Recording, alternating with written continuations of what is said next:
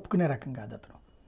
అట్లాగే బండి సంజయ్ అతన్ని అడిగారు ఇట్లా కలిసిందంట కదా, అతనికి జగన్ మీద ద్వేషం ఉంది, క్రిస్టియన్ అనేటటువంటి ఫీలింగ్. కాబట్టి వీళ్ళ మాటల్లో తేడా ఉంది. కానీ దర్యాప్తు జరగాలన్నారు కానీ వెంటనే చేసేయాలన్నా ఇది బండి సంజయ్. రాజాసింగ్ వచ్చేటప్పటికి ప్రతిదీ ఎక్కడైనా ప్రాబ్లం వచ్చిందని కానీ మాట్లాడేస్తాడు అతను. అతను కూడా రాజకీయ ఉద్దేశంతో మాట్లాడాల, అక్కడ అపచారం జరిగి ఉంటుందని నమ్మాడు అతను. బండి సంజయ్ నమ్మాడు. ఎందుకని? వీళ్ళిద్దరికి ఇక్కడే కదా, టీవీలే కదా ఇన్ఫ్లుయెన్స్. ఇక్కడ ఉన్న జర్నలిస్టులు కూడా నమ్మేశారు కదా.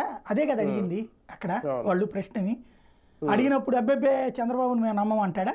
ఎన్డీలో భాగస్వామి కదా వాళ్ళు, ఎట్టంటారు వాళ్ళు బేసిక్గా. కాబట్టి ఇక్కడ వాళ్ళు నేను అందదే జాతీయ నాయకులు నరేంద్ర మోడీ, నడ్డా, అమిత్ షా వాళ్ళు ఏమైనా మాట్లాడారా? లేదు కదా. మరి అక్కడే తేడా వచ్చింది కదా. అంటే ఒకటిసారి ఇందులో 2 పాయింట్లు ఏంటంటే వీళ్ళు మాట్లాడలేదు, వీళ్ళ ఉద్దేశం ఏంటనేది సొలిసిటర్ జనరల్ రేపు కోర్టులో చెప్తారా, ఆయన ఏం చెప్తారా అనేది ఒకటి. 2, ఇప్పుడు సిట్ ఆల్రెడీ ఆగిపోయింది విచారణ.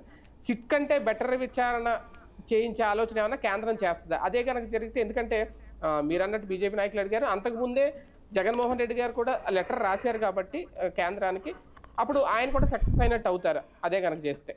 జగన్ ఆధారంగా కాదు, బట్ ఒకటేంటంటే దీంట్లో వచ్చిన అపోహలు తొలగించాలి అంటే సుప్రీంకోర్టు పర్యవేక్షణలో దర్యాప్తు జరగాలి నా ఉద్దేశం అయితే.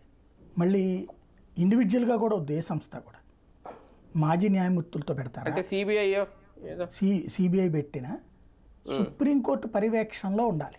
లేదా